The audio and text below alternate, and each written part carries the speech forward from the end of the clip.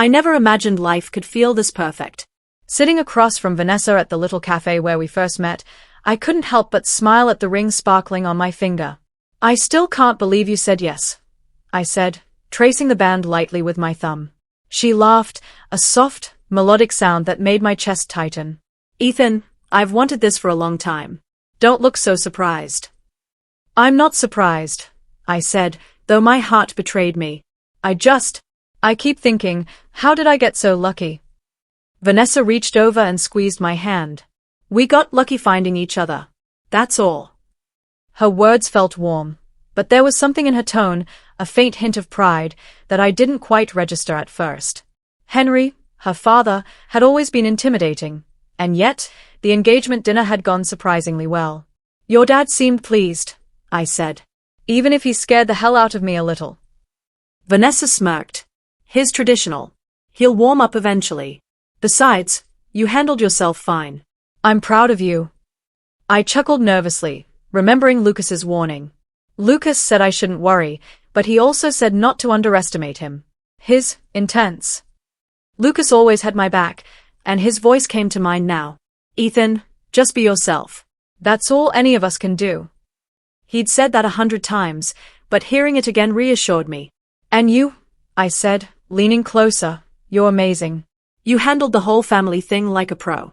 Honestly, I don't know how you do it. Vanessa shrugged casually, hiding the effort it took to maintain her composure. It's nothing, really. I just know how to manage people. Her honesty, or maybe her nonchalance, made me trust her even more. I thought about our late-night walks, the coffee we shared, the laughter echoing through empty streets. Everything felt like a dream I never wanted to wake from. Do you really think we're ready for this? I asked, my voice softer. Marriage, planning, everything. Vanessa's gaze softened, and she smiled in a way that made me melt. We'll figure it out together, Ethan. That's what matters. I nodded, feeling a rare sense of peace. Together, I repeated, as if saying it aloud made it real. Even as the cafe hummed with quiet conversations and the clinking of cups, I felt like the luckiest man alive. Yet, Lucas's words lingered in my mind, a small whisper of caution. Not everything is as perfect as it seems. I brushed it aside. For now, I let myself believe in this perfect moment, this perfect life. I had Vanessa, her family seemed to accept me, and the world felt wide open, full of possibilities. I didn't know that in just a few weeks, my life would shatter in ways I couldn't even imagine.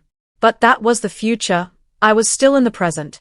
And right now, nothing could touch this perfect beginning that I thought everything with Vanessa was perfect, but small things started to nag at me. One evening, while we were sorting through wedding invitations, she snapped at me over the font choice. Ethan, why are you overthinking this? Just pick a font that looks nice. I'm not overthinking, I just want it to feel right, I replied, trying to keep my tone calm. She rolled her eyes. It's an invitation, not a declaration of love. Stop stressing. I felt a flicker of irritation. It matters to me, Vanessa. Shouldn't it matter to you too? She hesitated, then shrugged. I guess. But don't make it a big deal. Later that week, we went to meet Vanessa's friend, Rachel Dawson. From the start, Rachel smiled too brightly, her compliments feeling just a little too rehearsed. Vanessa, Ethan, so good to finally meet you both. Rachel said, shaking my hand firmly. Nice to meet you too, I said, forcing a polite smile. I couldn't shake the feeling that something was off. Rachel lingered, chatting with Vanessa while I tried to join the conversation. Every time I spoke, Vanessa would dismiss my thoughts or interrupt. Ethan, don't worry about it, she said, laughing lightly when I voiced my opinion about the catering options. I've got this. I tried not to let it sting, but it did. Her words felt like a subtle cut, a reminder that my feelings didn't always matter. I glanced at Rachel, who gave me an almost imperceptible smirk. On the drive home, I couldn't stop thinking. Vanessa, can I ask you something? I ventured. Depends, she said, glancing at me from the rearview mirror. Do you listen to me? I mean really listen? Or do I just talk, and you already know better? She laughed softly, but it didn't reach her eyes. Ethan, you worry too much.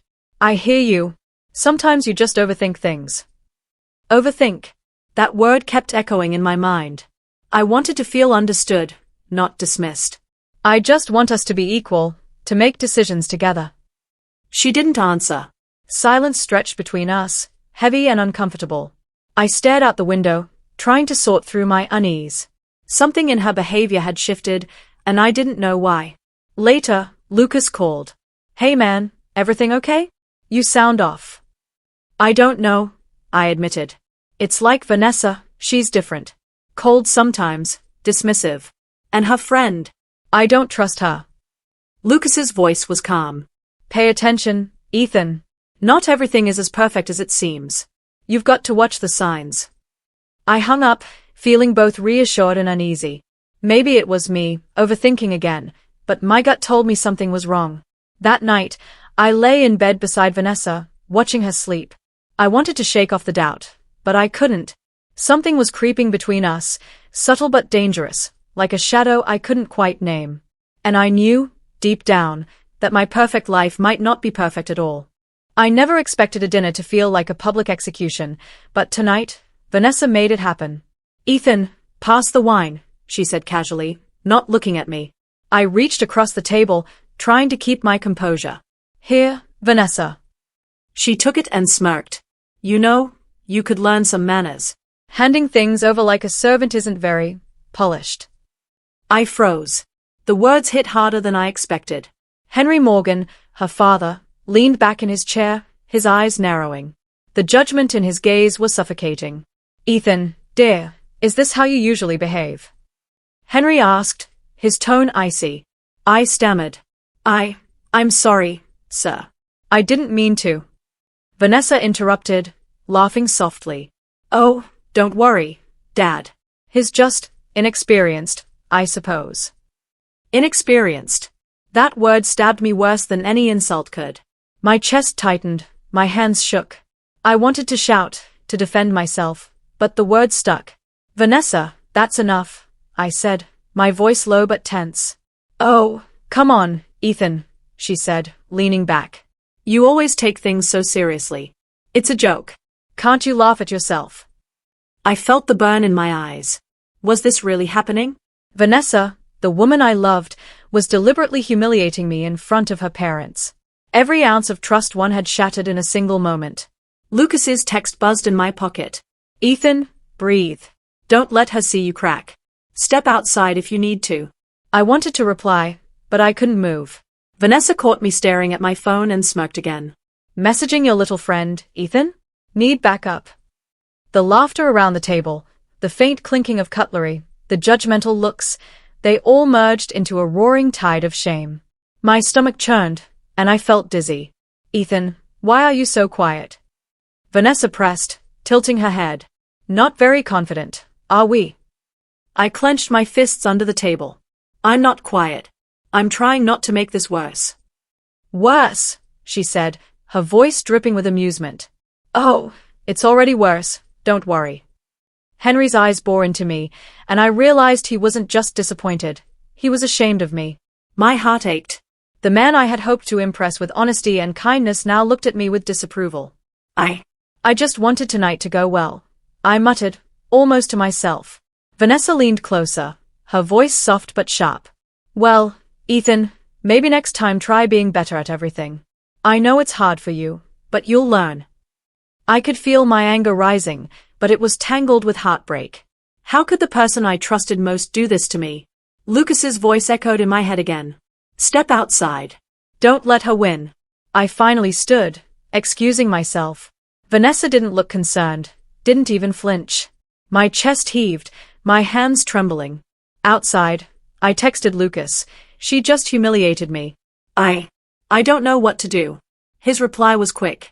"Breathe. We'll figure this. You're not alone." I leaned against the wall, trying to control my shaking.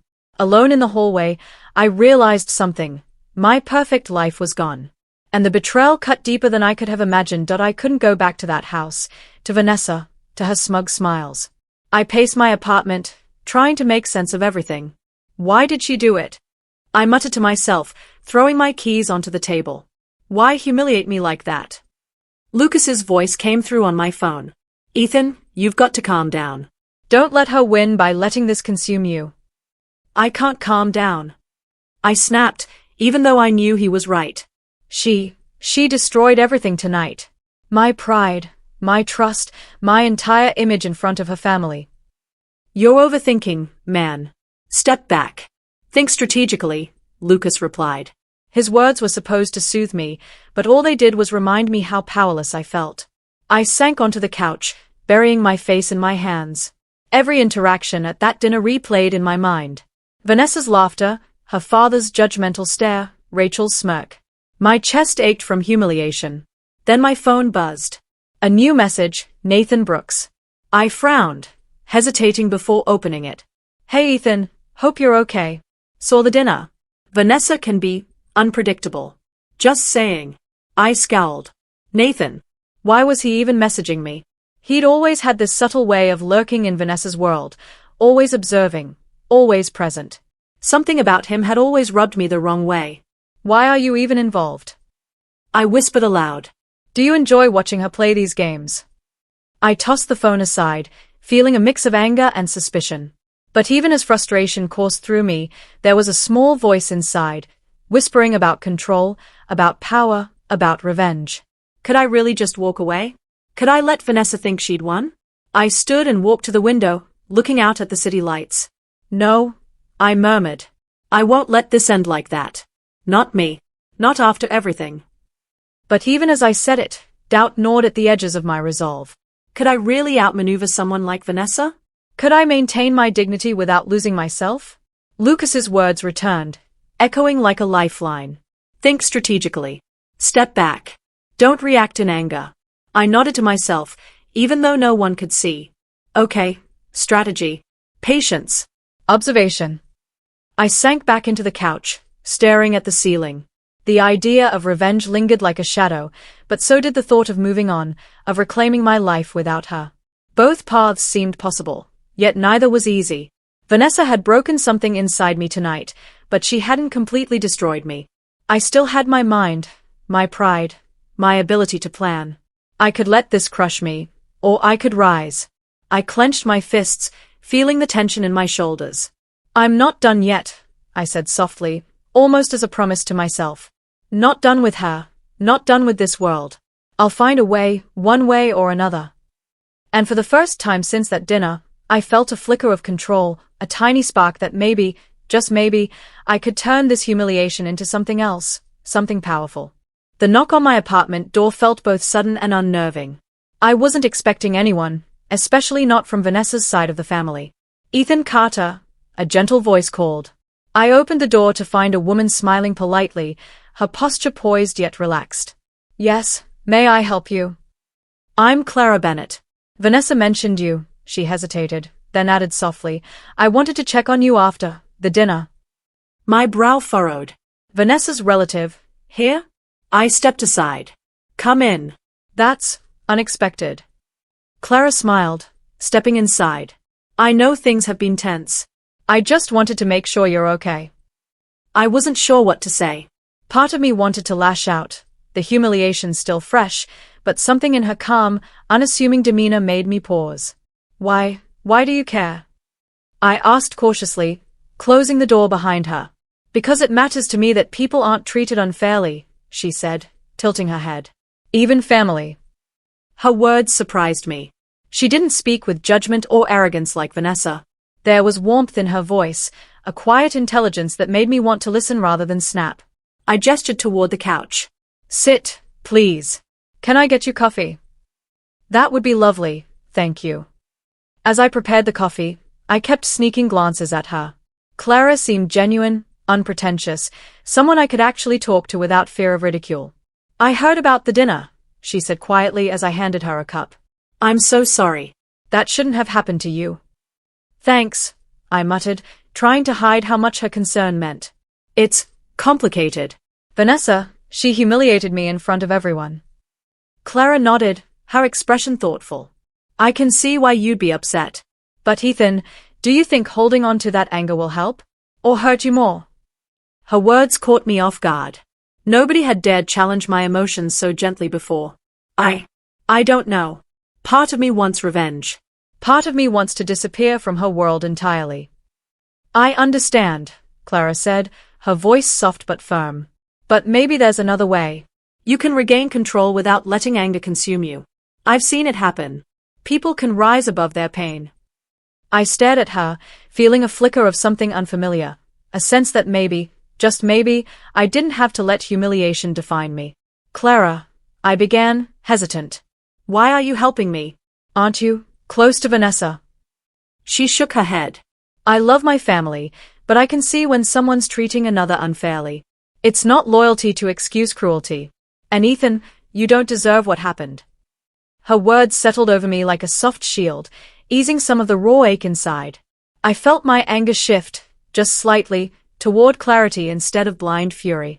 Thank you, I said finally. I needed to hear that. I don't know what I'd do without someone like you right now. Clara smiled, sipping her coffee. You'll find your own way, Ethan. Just don't lose yourself in the process.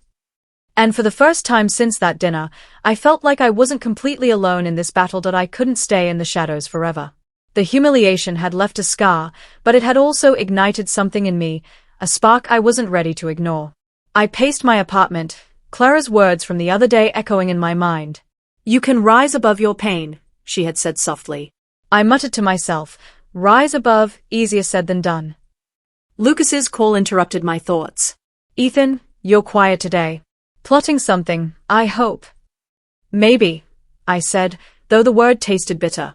I can't just let Vanessa think she can treat me like that. But I also don't want to lose myself in this anger. Smart, Lucas replied.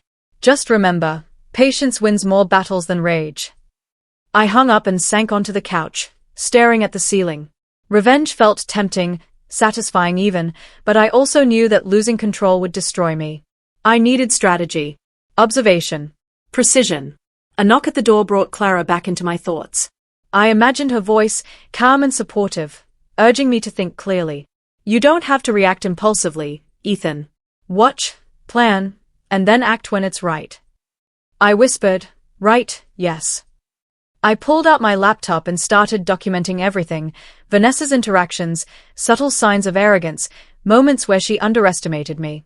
It was like gathering pieces for a puzzle I didn't yet fully understand. Clara, if you were me, what would you do? I asked aloud, pretending she was in the room. Her voice answered in my mind, focus on control, not vengeance. Make every move count, and don't let emotions cloud your judgment. I nodded to myself. Control. Observation. Patience. The next day, I noticed Vanessa's tiny cracks, an annoyed glance at a colleague, a harsh word that didn't suit her usual composure. My heart thudded. Karma was subtle, but it was beginning to unfold. I made mental notes, cataloging every flaw, every misstep. Ethan, you're overanalyzing, I muttered, almost chastising myself. But even as I spoke, I knew I wasn't wrong. The pieces were aligning. I imagined Clara watching quietly, a supportive presence guiding me through my storm. She'll help me stay grounded, I murmured. I can't let anger blind me. I started sketching a plan, small, indirect moves to reclaim control, to subtly influence outcomes without raising suspicion. Vanessa thrived on perception, on appearances. If I could shift those perceptions, if I could turn her arrogance into a weakness, then maybe, just maybe, I could regain my dignity. A text from Clara popped up unexpectedly. Remember, Ethan, every step counts. Don't rush. Let them reveal themselves. I smiled, feeling a weight lift. She wasn't here physically, but her guidance steadied me. The spark inside me grew brighter. Patience, observation, control. I repeated like a mantra. No impulsive moves, no letting her see me crack. I can do this. For the first time since that dinner, I felt a quiet power. The humiliation had wounded me, but it had also awakened a sharp focus I hadn't known I possessed. I wasn't powerless anymore. I closed my laptop and leaned back, exhaling slowly. I will rise above this, I whispered. And when the time comes, I'll decide how Vanessa's world shifts. But on my terms, not hers. And with that, the plan began to form, not reckless, not vengeful yet, but precise, deliberate, and unstoppable. I knew I had to start small. The humiliation was still raw, but I couldn't act recklessly. Precision was everything. Ethan, are you sure about this? Lucas asked over coffee, his brow furrowed. I'm sure, I said, stirring my cup slowly. It's subtle. Nothing blatant. Just nudges here and there, and let her overconfidence do the rest. Lucas leaned back, skeptical. I get it. But messing with her professionally or socially, that's risky. What if she notices? She won't, I said quietly. She's arrogant, Lucas. She trusts her image too much. All I have to do is show her cracks, not shove her off the edge. A text buzzed from Clara. Remember, Ethan. Small moves, always calculated. Don't let satisfaction blind you. I smirked at her words. I won't, I whispered. Her voice in text was calm, grounding. The next day, I started with Vanessa's work. She had a presentation scheduled, and I quietly forwarded a crucial document she had forgotten to include. Nothing incriminating, just a missing piece that would make her stumble slightly without anyone blaming me. During lunch, I met Lucas to discuss the fallout. She seemed off today, I said, sipping my drink. Pauses, missteps, subtle, but noticeable. Lucas smiled faintly. Good. Keep it subtle. Let her pride make her trip over her own ego. I nodded, feeling a mix of satisfaction and guilt. Is this really me? I asked myself. Or am I just another version of her cruelty? Later, Vanessa called. Ethan, did you see the presentation? Her voice sounded tense, unusually sharp. Yes, I said, careful not to reveal anything. Everything looked mostly fine, I think. Mostly fine. Her laugh was brittle. I think I messed up. Something wasn't right. I remained calm, letting her panic subtly. Maybe just a minor oversight. It happens to everyone. Her frustration was palpable. I felt a pang of guilt, but also a strange thrill. It was the first time in weeks that I felt some control, a small victory that wasn't just emotional. It was tangible. That evening, Clara called. Ethan, how are you holding up? Better, I admitted. Seeing her stumble, it's satisfying. But I can't ignore the guilt. That's normal, Clara said gently. Just remember why you're doing this. It's not to hurt her unnecessarily, it's about reclaiming yourself. Don't let satisfaction blind you. Her words echoed in my mind as I watched Vanessa post a photo on social media, smiling for her friends, oblivious that small fissures were forming in her carefully curated life. I sent a quick text to Lucas. She's panicking. Small cracks forming. Strategy is working. Lucas replied immediately. Good. Don't rush. Let her unravel on her own. I sank into my chair, reflecting. The humiliation still burned, but the plan gave me purpose. Every minor stumble she experienced was both a reminder of my pain and a reassurance that I could regain control. Yet, beneath the satisfaction, guilt lingered like a shadow. I questioned myself constantly. How far was too far? But Clara's words kept me grounded. I wasn't trying to destroy her, only to balance the scales. I closed my laptop and leaned back. Patience, I whispered. Observation. Control. That's all this is.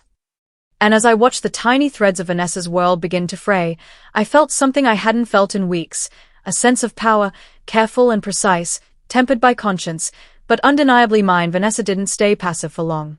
I could feel her energy shift the moment I walked into her office that morning. Her smile was sharp, too practiced, like she was ready to regain control. Ethan. Good to see you, she said, her tone overly cheerful. I wanted to discuss the recent hiccups. I folded my arms, keeping my expression neutral. I'm listening. She leaned closer, lowering her voice. I've been talking to some colleagues, gathering opinions, making sure everything aligns properly. You understand, right? I nodded slowly, sensing the manipulation. Of course. And these opinions, they're all genuine. Her laugh was light but hollow. Genuine enough. You know how people can be swayed by appearances. I caught a glimpse of her phone buzzing repeatedly. She glanced down and frowned.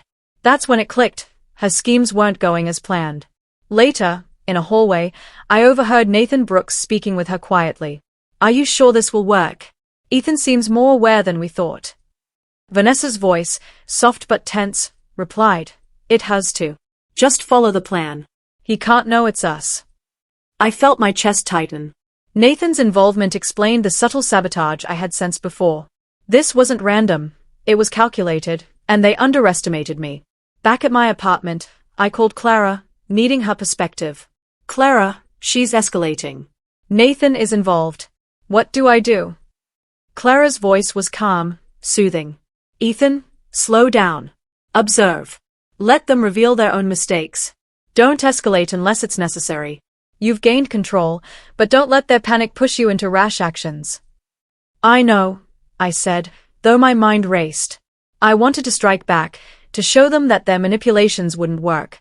But Clara's words reminded me that patience was my ally. That evening, I received an email from one of Vanessa's colleagues, unintentionally exposing her plans. Her network was unraveling, piece by piece, and I hadn't lifted a finger yet. The satisfaction was intoxicating, but I felt a flicker of guilt. Ethan? Lucas's voice came over my speaker. You okay? You sound tense. I am tense, I admitted. She's trying to manipulate everyone again, but it's backfiring. Nathan's involved, which makes it worse. I feel conflicted. Conflicted is good, Lucas said firmly. It means you're thinking, not reacting blindly. Keep watching. Let the pieces fall where they will. I leaned back in my chair, rubbing my temples. The twists kept coming. Emails, accidental slips, subtle errors from Vanessa herself, but every moment reminded me how careful I had to be. I could escalate, or I could let karma continue its slow, satisfying work. Clara's message popped up. They are revealing themselves. Stay calm. Your moves will matter more if you let them make mistakes first. I stared at it for a long moment, then whispered, patience, control, observation. The emotional tension was almost unbearable. I felt the pull of anger, the desire for immediate satisfaction, and the flicker of guilt for enjoying her missteps. But I also felt clarity, the first real sense of strategic power since the humiliation. Not my actions, I muttered to myself. Just consequences. And as Vanessa continued her desperate attempts to regain control, I realized that the game had changed.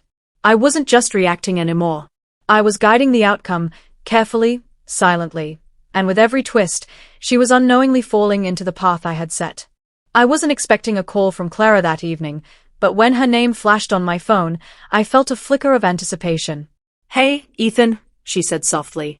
Do you have a minute? Always, I replied, my voice catching slightly. I wanted to talk, she began, hesitating. About everything. About me. I leaned back, curious. Go on. Her sigh was quiet, almost vulnerable. I've been through a lot, Ethan. Family pressure, mistakes I've made, choices that haunted me. Sometimes I felt like I'd never be understood. And then, meeting you, I felt safe. I swallowed, feeling my chest tighten. Safe. I echoed. Clara, I know it's sudden, she interrupted gently. But I wanted to be honest. I can't pretend my feelings don't exist anymore. I care about you. More than I should, maybe. Her words landed in my heart like a soft, warming weight. I had spent weeks consumed by humiliation, anger, and strategy, but now, hearing her, I felt something shift. My anger toward Vanessa felt distant, almost irrelevant. Clara, I began, unsure how to express the storm inside me. I care about you too. I've been so focused on everything else that I didn't notice how much I needed someone like you. There was a pause on the line. Then her laugh, soft and light, eased the tension. You mean someone who can talk to you without judging or scheming? I chuckled, despite myself. Exactly. Someone I can trust, someone who sees me, not just my mistakes or my anger. Ethan, I like that you're honest, she said warmly. I like that you're figuring things out, even with everything that's happened. And I want to be part of that. Her openness made my chest ache, a mix of longing and relief. The rage I had carried toward Vanessa, the humiliation, the scheming, it had served its purpose.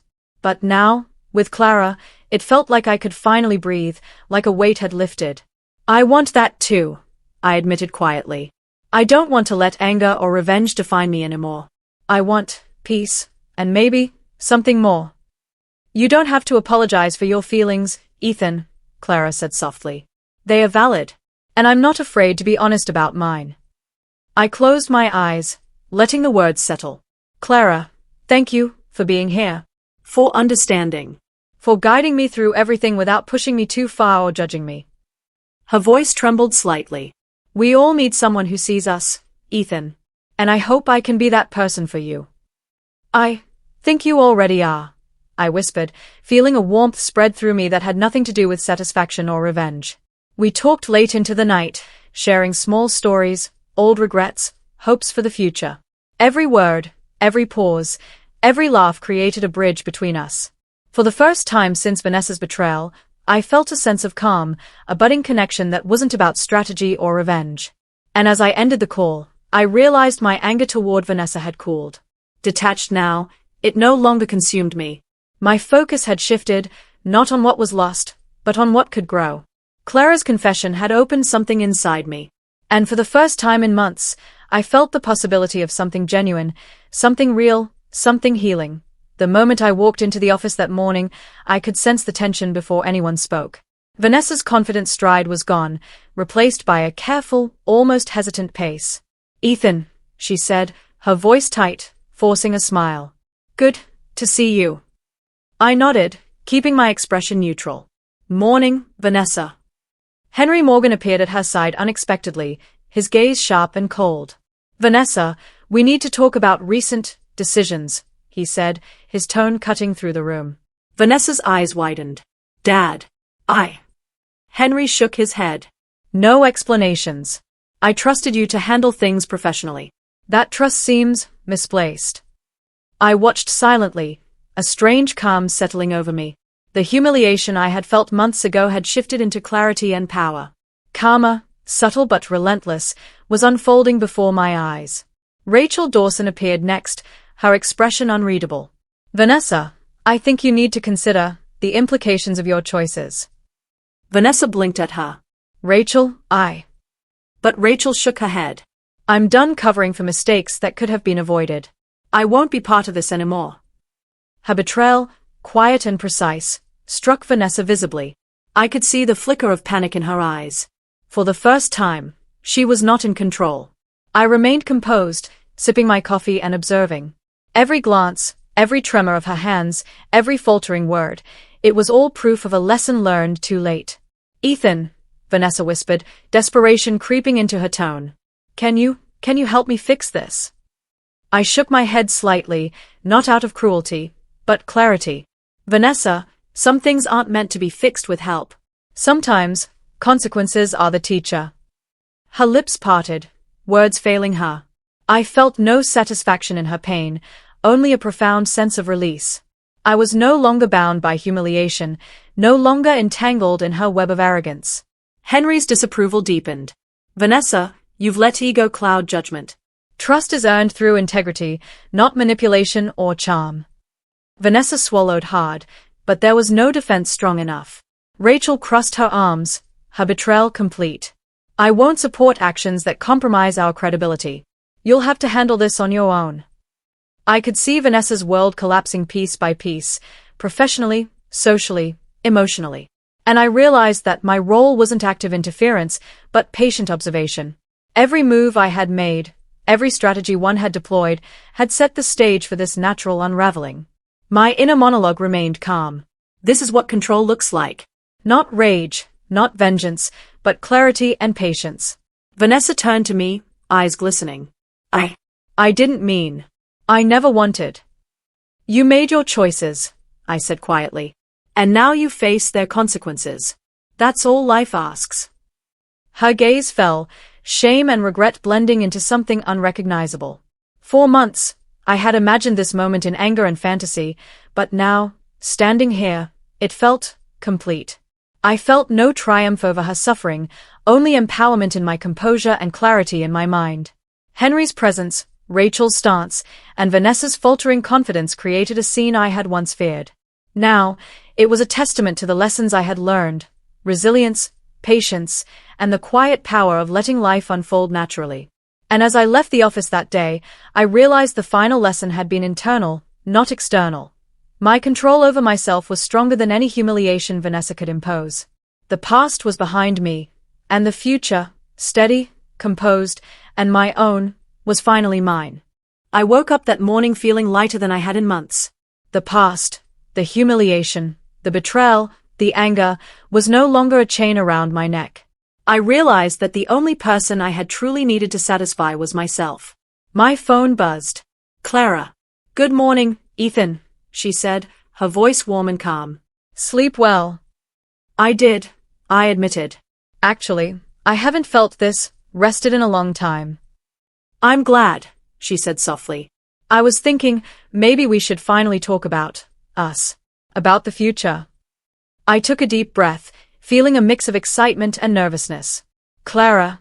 "I've been thinking the same. After everything with Vanessa, after all that, I know now what I want. I want to move forward. With you." Her laugh, light and full of relief, filled me with a warmth I hadn't realized I was missing. "Ethan, really?" "Really," I said firmly. "I've wasted enough time being angry, bitter, or stuck in the past. I can't change what happened, but I can choose what comes next. And what comes next is us." There was a pause, then Clara whispered, "I want that too. I've wanted it for a long time, but I wasn't sure you'd let yourself feel happiness again." "I did," I admitted. "I just didn't know until now. Until I realized that letting go doesn't mean losing strength. It means reclaiming it." We talked for hours, planning small steps for a life together. Simple things at first, dinners, weekend trips, shared hobbies, but even in these small plans, I felt the enormity of freedom and trust. "I can't wait to start this," Clara said softly. "To build something real. Something honest." "Neither can I," I said. "No schemes, no revenge, no grudges. Just us." Her voice caught slightly. "Do you forgive yourself?" I thought for a moment, reflecting on every misstep, every angered moment.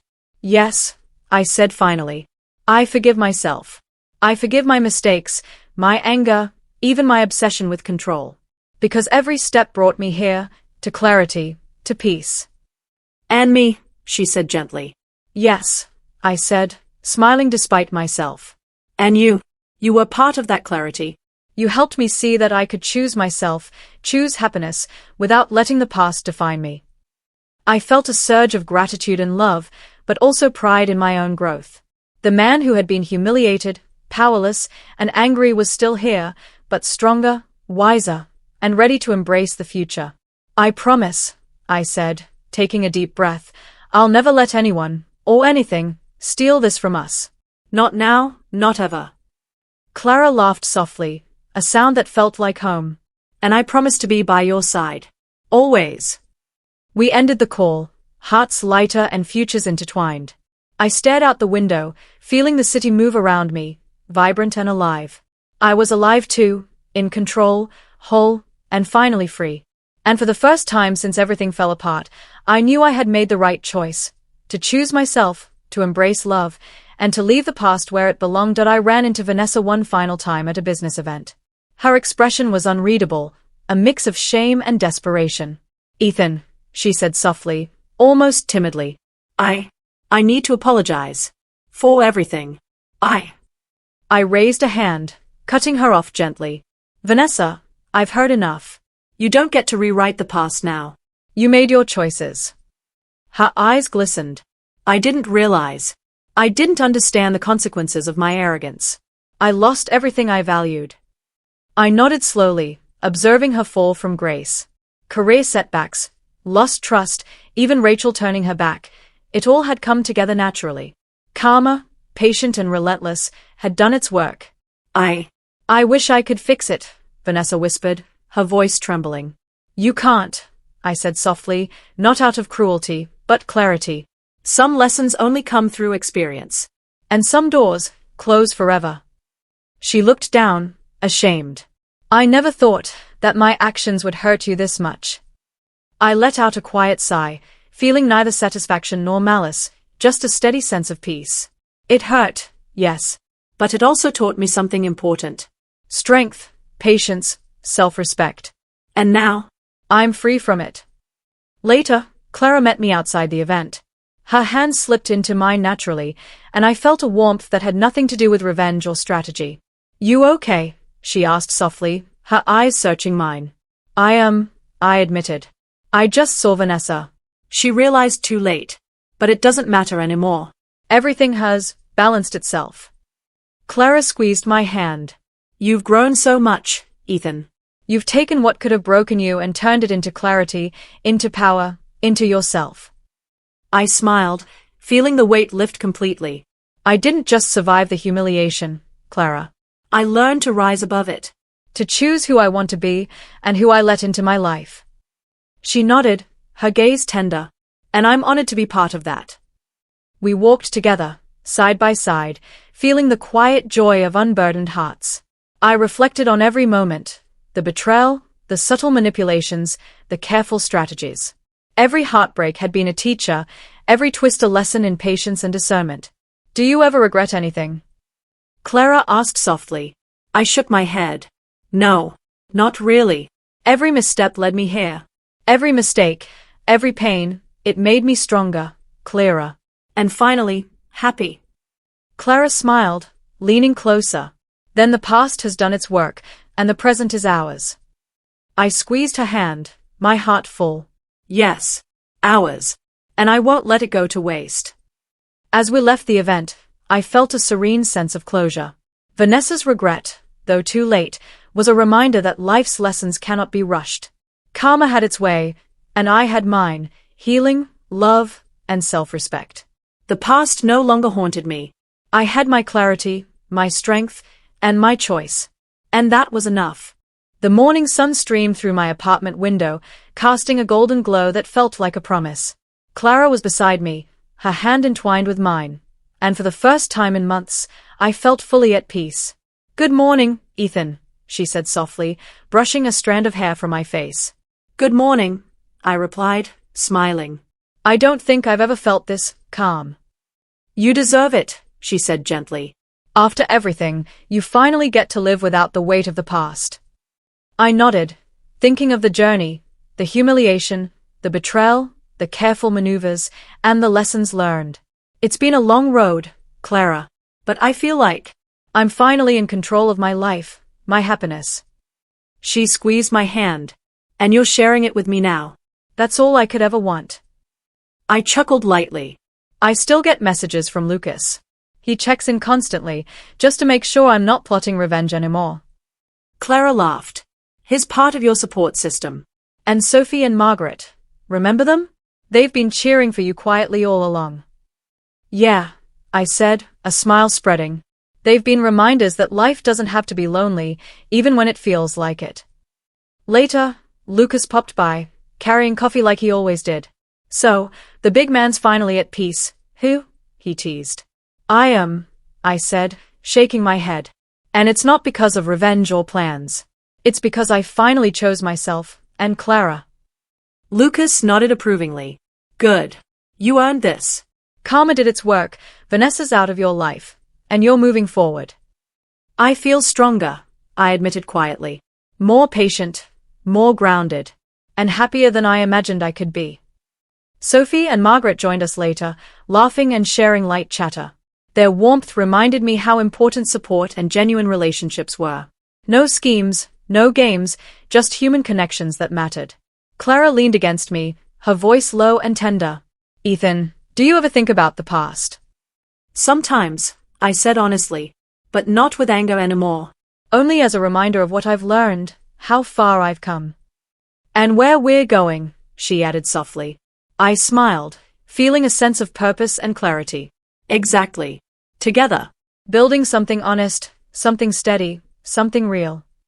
We spent the day planning little things, weekend trips, shared hobbies, even decorating the apartment together. Every discussion, every laugh, every quiet moment reinforced that I had reclaimed my life. As the evening fell, I looked out the window, the city alive beneath us. I thought of Vanessa, her arrogance dismantled, her regret too late. And I thought of myself, healed, empowered, and free. "I like this," Clara whispered. "Our new beginning." "Me too," I said, holding her close. "It's ours. And this time, nothing can take it away." For the first time, I understood that true justice wasn't about revenge. It was about surviving, learning, and choosing the life I deserved. And as I embraced Clara, I knew this was the start of everything I had hoped for: love, respect, and a future built on strength and hope.